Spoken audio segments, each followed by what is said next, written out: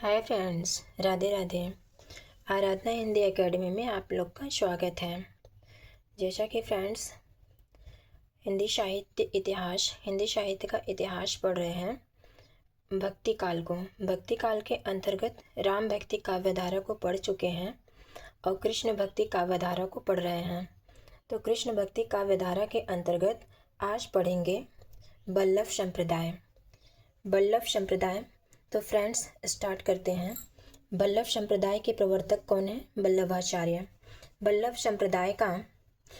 संप्रदाय को रुद्र संप्रदाय भी कहते हैं। वल्लभ संप्रदाय के प्रवर्तक वल्लभाचार्य। भक्ति का दार्शनिक आधार क्या है? शुद्धाद्वैतवाद। वल्लभ संप्रदाय के दार्शनिक आधार क्या है? शुद्धाद्वैतवाद। कृष्ण का स्वरूप कैसा है? नित्य निकुंज विहारी आनंद स्वरूप। इस संप्रदाय पुष्टि मार्गी भक्ति पर विशेष बल दिया है। इस संप्रदाय में पुष्टि मार्गी भक्ति पर विशेष बल दिया गया है। पुष्टि शब्द का अर्थ क्या है? पुष्टि शब्द जो है पुष धातु में ती प्रत्यय के योग से बना है। पुष्टि शब्द पुष धातु में ती प्रत्यय के योग से बना है। पुष्टि शब्द का शाब्दिक अर्थ है ईश्वर की कृपा या साधना। पुष्टि शब्द का शाब्दिक अर्थ है ईश्वर की कृपा या साधना। पुष्टि मार्ग का तात्पर्य है जब कोई भक्त अपने आप को ईश्वर को समर्पित कर देता है तो उसे ईश्वर की कृपा या समर्थन प्राप्त हो जाता है, तो उसी को पुष्टि मार्ग कहते हैं। पुष्टि मार्ग में भक्तों की श्रेणियां कितनी हैं? पुष्टि मार्ग में भक्तों की श्रेणियां हैं प्रवाह पुष्टि भक्त, मर्यादा पुष्टि भक्त, पुष्ट पुष्टि भक्त और शुद्ध पुष्टि भक्त। तो देखेंगे प्रवाह पुष्टि भक्त को। प्रवाह पुष्टि भक्त वह भक्त जो संसार में रहते हुए सांसारिक कर्मों को करते हुए कृष्ण की उपासना करे, उसी प्रवाह पुष्टि भक्त कहते हैं। प्रवाह पुष्टि भक्त किसे कहते हैं? जो व्यक्ति संसार में रहते हुए यानी गृहस्थ धर्म में रहते हुए भी वो सांसारिक कर्मों को करते हुए भी वो कृष्ण की उपासना करे, कृष्ण की भक्ति करे, उसी को प्रवाह पुष्टि भक्त कहते हैं। मर्यादा पुष्टि भक्त सांसारिक कर्मों को त्याग कर। मर्यादा पुष्टि भक्त किसे कहते हैं? जो व्यक्ति सांसारिक कर्मों को त्याग कर कृष्ण की उपासना में लीन होने वाला हो, वही भक्त मर्यादा पुष्टि भक्त कहलाता है। पुष्ट पुष्टि भक्त जिसे कृष्ण भक्ति एवं उनका गुणगान करने का एक व्यसन हो जाए, उसे पुष्ट पुष्टि भक्त कहते हैं। शुद्ध पुष्टि भक्त जो पूर्णतया कृष्ण की कृपा पर आश्रित हो। जो व्यक्ति पूर्णतया कृष्ण की भक्ति पर, कृष्ण की कृपा पर आश्रित हो, उसे शुद्ध पुष्टि भक्त कहते हैं। पुष्टि मार्गी भक्ति में ईश्वर तक पहुँचने के मार्ग क्या क्या हैं? तो पुष्टि मार्गी भक्ति में ईश्वर तक पहुँचने के मार्ग जो हैं, एक है प्रवाह मार्ग, दूसरा है मर्यादा मार्ग और अगला है पुष्टि मार्ग। तो एक एक करके देख लेते हैं फ्रेंड्स। प्रवाह मार्ग क्या है? जैसे सांसारिक कर्मों को करते हुए कृष्ण की उपासना करना। प्रवाह मार्ग क्या है? सांसारिक कर्मों को करते हुए कृष्ण की उपासना करना यानी कृष्ण की भक्ति करना, ये प्रवाह मार्ग पुष्टि भक्ति कहलाता है।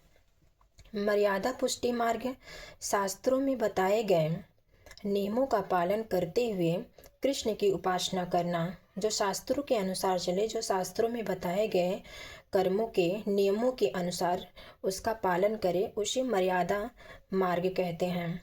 पुष्टि मार्ग पूर्णतः कृष्ण की कृपा पर आश्रित हो, वो संपूर्ण रूप से कृष्ण की कृपा पर आश्रित हो, उसे पुष्टि मार्ग भक्ति कहते हैं। ये इन तीन तरह के मार्गों पर चलने वाले भक्तों को आचार्य रामचंद्र शुक्ल ने तीन तरह के जीव कहा है। ये जो तीन तरह के पुष्टि मार्ग हैं, इसको आचार्य रामचंद्र शुक्ल ने क्या कहा है? जीवों का मार्ग कहा है। जीव का मार्ग कहा है आचार्य रामचंद्र शुक्ल ने। पुष्टि मार्ग या वल्लभ संप्रदाय के संबंध में विशेष तथ्य। वल्लभ संप्रदाय कृष्ण भक्ति से संबंधित सबसे बड़ा संप्रदाय है। वल्लभ संप्रदाय जो है सबसे बड़ा संप्रदाय है, कृष्ण भक्ति से संबंधित सबसे बड़ा संप्रदाय है। हिंदी में कृष्ण भक्ति काव्यधारा का वास्तविक आरंभ इसी संप्रदाय से माना जाता है। हिंदी में कृष्ण भक्ति काव्यधारा का वास्तविक आरंभ जो है इसी संप्रदाय से माना जाता है, यानी वल्लभ संप्रदाय से। पुष्टि मार्ग के भक्तों के लिए वल्लभाचार्य ने गोवर्धन पर्वत पर श्रीनाथ जी के मंदिर का निर्माण किया। और कब किया? विक्रमी संवत 1576 में। ईस्वी सन पूछे तो 1519 ईस्वी में करवाया। ये लाइन मोस्ट इम्पॉर्टेंट है फ्रेंड्स। पुष्टि मार्ग के भक्तों के लिए वल्लभाचार्य ने गोवर्धन पर्वत पर श्रीनाथ जी के मंदिर का निर्माण किया 1576 विक्रमी संवत में। ईस्वी में 1519 मोस्ट इम्पॉर्टेंट है। इस मंदिर के मुख्य शिल्पकार कौन है? पूर्णमल खत्री। ये भी महत्वपूर्ण लाइन है। इस मंदिर के प्रमुख शिल्पकार कौन है? पूर्णमल खत्री। वल्लभ संप्रदाय के अंतर्गत 1565 ईस्वी में वल्लभाचार्य के पुत्र विट्ठलनाथ ने जो वल्लभाचार्य के पुत्र हैं विट्ठलनाथ, वल्लभाचार्य के पुत्र कौन है? विट्ठलनाथ। उन्होंने वल्लभ संप्रदाय के अंतर्गत 1565 ईस्वी में वल्लभाचार्य के पुत्र विट्ठलनाथ ने 4 अपने तथा 4 अपने पिता के, यानी 4 इनके शिष्य, विट्ठलनाथ के 4 शिष्य और इनके पिता जो वल्लभाचार्य हैं उनके 4 शिष्य को लेकर कवियों का एक मंडल बनाया। वो मंडल किसने बनाया?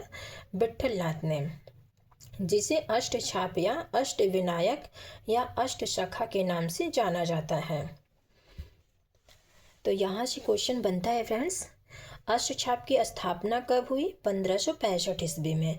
इसके संस्थापक कौन है? तो विट्ठलनाथ। वल्लभाचार्य नहीं बताना है, यहाँ कन्फ्यूजन होगी आप लोग को। वल्लभाचार्य बिल्कुल नहीं बताना है, विट्ठलनाथ। अष्टछाप की स्थापना 1565 ईस्वी में, इसके संस्थापक विट्ठलनाथ।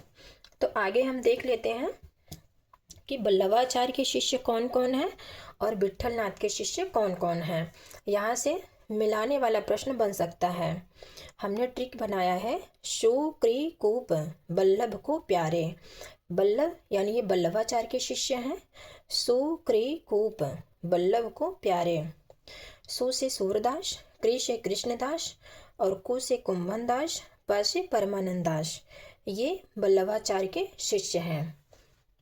ओके फ्रेंड्स, आगे देख लेते हैं विट्ठलनाथ के शिष्य कौन कौन से हैं। विट्ठलनाथ के शिष्य हैं, ठीक है फ्रेंड्स, छीन गोच विट्ठल दुलारे। छीन गोच विट्ठल दुलारे यानी विट्ठलनाथ के शिष्य छीन गोज, छी से छित स्वामी, न से नंददास, गो से गोविंद स्वामी, च से चतुर्भुज दास। ये हैं विट्ठलनाथ के 4 शिष्य। अष्टछाप के कवियों के संबंध में विशेष तथ्य देखेंगे। अष्टछाप के सर्वश्रेष्ठ या प्रतिनिधि कवि कौन है? सूरदास। अष्टछाप के सर्वश्रेष्ठ कवि कौन है? सूरदास। अष्टछाप के कवियों में सबसे बड़े संगीतज्ञ कौन थे? सूरदास ना, सूरदास सबसे बड़े संगीतज्ञ थे। अष्टछाप के कवियों में सूरदास के बाद दूसरे बड़े संगीतज्ञ कौन थे? गोविंद स्वामी। अष्टछाप के कवियों में अवस्था के आधार पर वरिष्ठ कौन है? कुंभदास। यानी अष्टछाप के कवियों में जो इनके वल्लभाचार्य के 4 शिष्य हैं और विट्ठलनाथ के जो 4 शिष्य हैं, सबसे बड़े कुंभन दास थे। सबसे वरिष्ठ मतलब बड़े, सबसे बड़े कुंभन दास थे। ये भी महत्वपूर्ण लाइन है, क्वेश्चन बन सकता है। अष्टछाप के कवियों में अवस्था के आधार पर वरिष्ठ सबसे बड़े कौन थे? कुंभन दास। अष्टछाप के विषयों में अवस्था के आधार पर कनिष्ठ यानी छोटे कवि कौन थे? सबसे छोटे नंददास थे, सबसे बड़े कुंभन दास थे। अष्टछाप का वह कवि जिसे बीरबल ने बंदी बना लिया था। अष्टछाप का वह कौन सा कवि है जिसे बीरबल ने बंदी बना लिया था? तो वो कृष्णदास है। वो कौन है? कृष्णदास, जो विट्ठलनाथ के शिष्य हैं। श्रीनाथ जी के मंदिर को बंगालियों के प्रभाव से मुक्त करवाने वाले कवि कौन है? कृष्णदास। अष्टछाप का वह कवि जिसे मंदिर के प्रबंध का कार्य सौंपा गया था। अष्टछाप का वह कौन सा कवि है जिसे मंदिर के प्रबंध का कार्य सौंपा गया था? तो वो है कृष्णदास। अष्टछाप के कवियों में अधिकारी के नाम से प्रसिद्ध हैं। अष्टछाप के कवियों में अधिकारी के नाम से कौन प्रसिद्ध है? तो कृष्णदास। कृष्णदास जो वल्लभाचार्य के शिष्य हैं। ओके फ्रेंड्स, आगे देखेंगे काव्य शास्त्रों की दृष्टि से अष्टछाप के 3 बड़े कवि कौन कौन से हैं? काव्य शास्त्रों की दृष्टि से अष्टछाप के बड़े कवि पूछे तो सूरदास बताना है, नंददास, परमानंद दास। सूरदास, नंददास, परमानंद दास। अष्टछाप के कवियों में सूरदास के बाद वात्सल्य से संबंधित सर्वाधिक पद लिखने वाले कवि कौन है? परमानंद दास। सबसे पहले वात्सल्य रस से संबंधित पद सूरदास ने लिखा था, ये क्वेश्चन आ चुका है। और उसके सूरदास के बाद वात्सल्य से संबंधित पद कौन लिखा है? परमानंद दास। सबसे पहले सूरदास को बताना है और उसके बाद पूछे तब परमानंद दास। अष्टछाप के कवियों में सर्वाधिक शिक्षित एवं काव्यशास्त्री ज्ञान रखने वाले कौन थे? तो नंददास थे।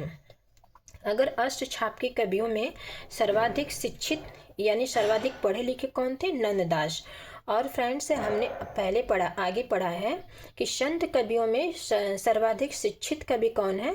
तो वहाँ सुंदरदास है। संत कवियों में सर्वाधिक शिक्षित यानी सर्वाधिक पढ़े लिखे कवि पूछे तो वहाँ पे सुंदरदास हैं। और अष्टछाप के कवियों में सर्वाधिक शिक्षित यानी पढ़े लिखे अधिक कौन है? नंददास। अष्टछाप का वह कवि जिसके कुएं में गिर जाने से उसकी मृत्यु हो जाती है, वो कृष्णदास है।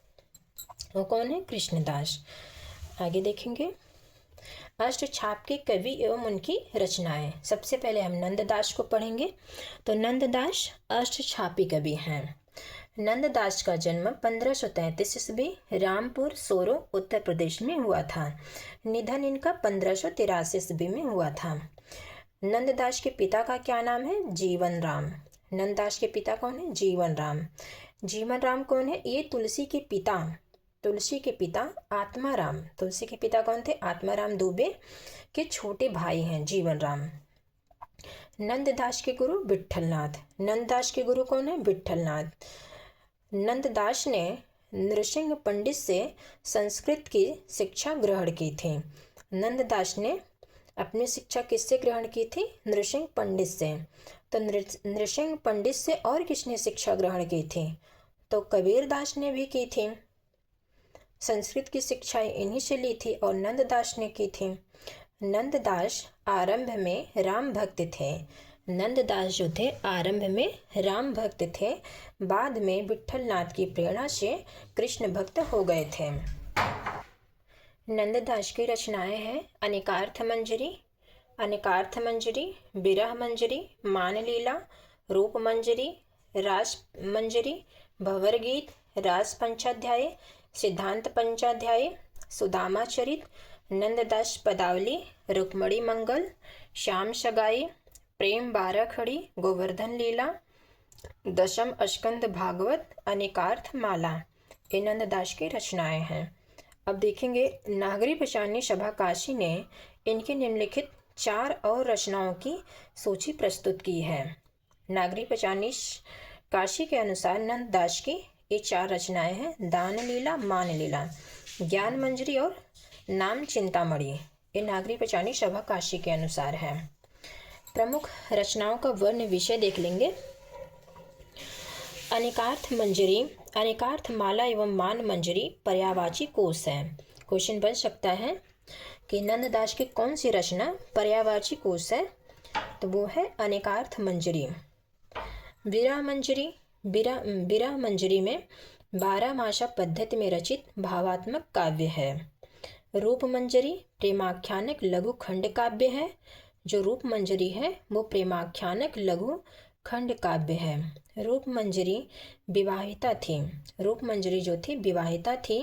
वह स्वप्न में कृष्ण को दर्शन कर उनसे प्रेम करने लगती हैं। और रूप मंजरी, ऐसा माना जाता है कि रूप मंजरी जो है नंददास की प्रेमिका थी। आगे देखेंगे रस मंजरी। रस मंजरी, इसमें राधा और कृष्ण की श्रृंगारिक लीलाओं का चित्रण हुआ है। रस मंजरी में राधा और कृष्ण की लीलाओं का चित्रण किया गया है। यह संयोग श्रृंगार रस प्रधान रचना है। संत काव्यधारा के प्रसिद्ध कवि सुंदरदास ने इसकी निंदा की है। संत काव्यधारा के जो कवि सुंदरदास हैं, इनकी रस मंजरी की निंदा की है। रसिक प्रिया रस मंजरी औ श्रृंगारे जाने, चतुराई करी बहुत विधि विषय बनाए आने। और इसमें नंददास ने रसिक प्रिया यानी केशवदास की रचना रसिक प्रिया और नंददास की रचना रस मंजरी की निंदा की है। इसमें राधा के मांसल सौंदर्य का चित्रण हुआ है रस मंजरी में। अगली रचना है रास पंचाध्याय, महत्वपूर्ण रचना है। यहाँ से क्वेश्चन आ चुका है। रास पंचाध्याय रोला छंद में है। यही क्वेश्चन आया था कि नंददास की कौन सी रचना है जो रोला छंद में है, तो रास पंचाध्याय नंददास की सर्वश्रेष्ठ रचना है। रास पंचाध्याय रोला छंद में रचित है। प्रतीकात्मक रचना है। राधा एवं गोपियाँ आत्मा की प्रतीक हैं। इसमें रास पंचाध्याय में जो राधा और गोपियाँ हैं वो आत्मा के प्रतीक हैं। कृष्ण परमात्मा के प्रतीक हैं। वियोगी हरि ने इसे हिंदी का गीत गोविंद कहा है। वियोगी हरि ने नंददास की रचना रास पंचाध्याय को गीत गोविंद कहा है। इस रचना के आधार पर इस रचना रास पंचाध्याय जो है, इसके आधार पर नंददास को जड़िया कवि के नाम से जाना जाता है। और कवि सब गढ़या नंददास जड़िया, ये पंक्तियाँ आ चुकी हैं। मोस्ट इम्पॉर्टेंट है। नंददास की कौन सी रचना है जिसको नंददास को जड़िया कवि कहा गया है, जिसके आधार पे, तो रास पंचाध्याय।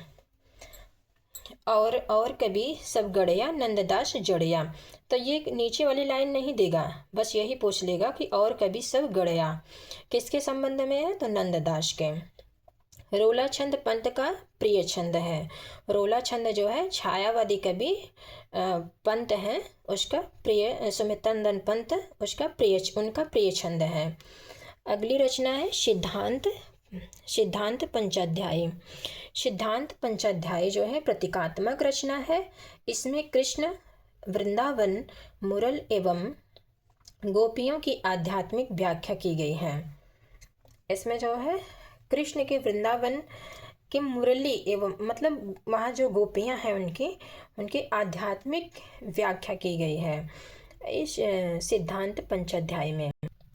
भ्रमर गीत इसका कथानक सूरदास के भ्रमर गीत के समान सगुण भक्ति का मंडन एवं निर्गुण भक्ति का खंडन है। ये नंददास की रचना है भंवर गीत और सूरदास की है भ्रमर गीत। दोनों में अंतर है फ्रेंड्स, कंफ्यूजन बन सकता है यहाँ पे। भंवर गीत पूछे तो नंददास की बताना है। इसका कथानक जो है सूरदास के भ्रमर गीत के समान है। जो इसका कथानक है भंवर गीत का, जो सूरदास की रचना भ्रमर गीत है उसके समान है इसका कथानक। सगुण भक्ति का मंडन एवं निर्गुण भक्ति का खंडन है। नंददास की गोपियाँ कैसी थी? तर्कशील एवं वाचाल। नंददास की सखियाँ जो थी गोपियाँ, वो तर्कशील एवं वाचाल थी। नंददास के संबंध में विशेष तथ्य। 252 वैष्णवन की वार्ता में नंददास को तुलसी का चचेरा भाई बताया गया है। 252 वैष्णवन की वार्ता, 284 वैष्णवन की वार्ता के रचनाकार कौन है? गोकुलनाथ। तो उसमें जो है नंददास को तुलसी का चचेरा भाई बताया गया है। बेनी माधव दास द्वारा रचित मूल गोसाई चरित में, बेनी माधव दास की रचना कौन सी है? मूल गोसाई चरित। नंददास को तुलसी का गुरु भाई बताया गया है। एक एक लाइन मोस्ट इम्पॉर्टेंट है फ्रेंड्स। यहाँ देखिए ये भी मिला, हम पढ़ रहे हैं नंददास को, लेकिन बेनी माधव दास आ गए तो इनकी रचना कौन सी? मूल गोसाई चरित। ये भी क्वेश्चन बन सकता है। नंददास को तुलसी का गुरु भाई बताया गया है। गुलाब राय नंददास को गुलाब राय के अनुसार नंददास को चचेरा एवं गुरु भाई दोनों मानते हैं। जो गुलाब राय हैं नंददास को चचेरा एवं गुरु भाई मानते हैं। अष्टछाप के कवियों में सबसे ज़्यादा रचनाएं किसने की? नंददास ने। अष्टछाप के कवियों में सबसे ज़्यादा रचनाएं किसने की? तो नंददास ने। काव्य सौष्ठव के आधार पर सूरदास के बाद कृष्ण भक्त कवियों में नंददास का ही नाम आता है। अष्टछाप के कवियों में अवस्था के आधार पर सबसे छोटे कवि नंददास थे। ओके फ्रेंड्स, नंददास के संबंध में आलोचकों के मत। कथन है गुलाब राय का, मोस्ट इम्पॉर्टेंट है, नंददास की गोपियों में बुद्धिवाद का बाहुल्य है। नंददास की गोपियों में बुद्धिवाद का बाहुल्य है। उन्होंने उद्धव को दर्शन की तर्कभूमि से पछाड़ने का प्रयत्न किया है। किसने कहा? गुलाब राय। भक्ति काव्य और लौकिक काव्य की कड़ी को जोड़ने वाले कवि नंददास ही हैं। भक्ति काव्य को और लौकिक काव्य की कड़ी को जोड़ने वाले कवि कौन है? नंददास। ये कथन है डॉक्टर गणपतचंद गुप्त का। नंददास कृत रूप मंजरी दोहा चौपाई में रचित है।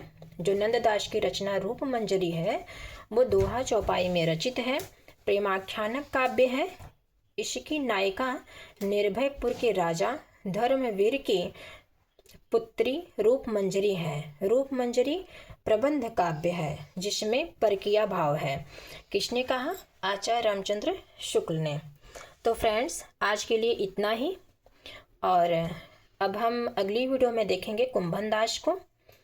तो ओके फ्रेंड्स, मेरी वीडियो कैसी लगी आप लोग कमेंट के माध्यम से ज़रूर बताना, और मेरी वीडियो को लाइक कीजिए, सब्सक्राइब कीजिए, शेयर कीजिए। Okay friends, Radhe Radhe.